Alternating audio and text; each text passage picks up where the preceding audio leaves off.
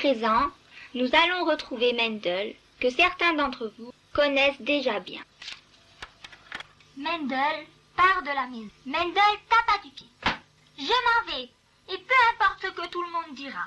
J'en ai assez de l'école, et je suis fâchée, maman, parce que tu me grondes trop. Et je ne crois pas que tu m'aimes en vérité.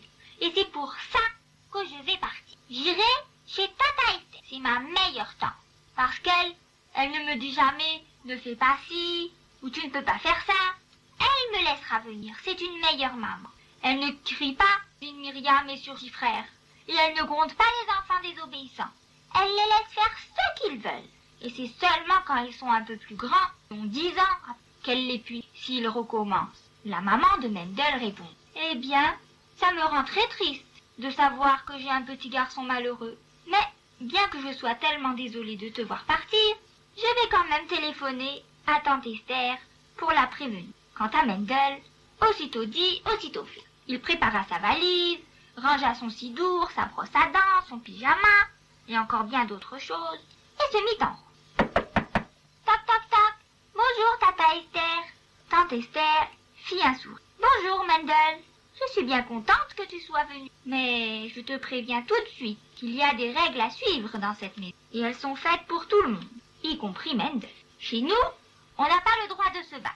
Jamais de coups de poing, jamais de cris. Il faudra que tu ranges tes affaires soigneusement. Dans la salle de bain, je ne veux pas voir d'eau par terre, ni de désordre. Dans cette maison, on ne jette pas de nourriture. Tu finiras donc toujours ton assiette. Et sans grogner.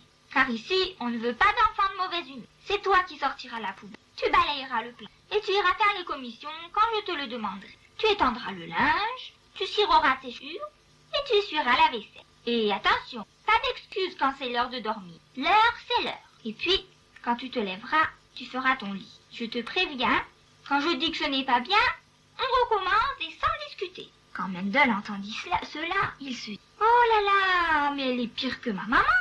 Ouh, je ferais mieux de me dépêcher de partir d'ici. Ça ne sera pas mieux d'habiter dans cette maison si je dois faire tout ça. » Et Mendel dit à sa tante « Tata Esther, c'est dommage, je ne peux pas rester. Peut-être je reviendrai une autre fois.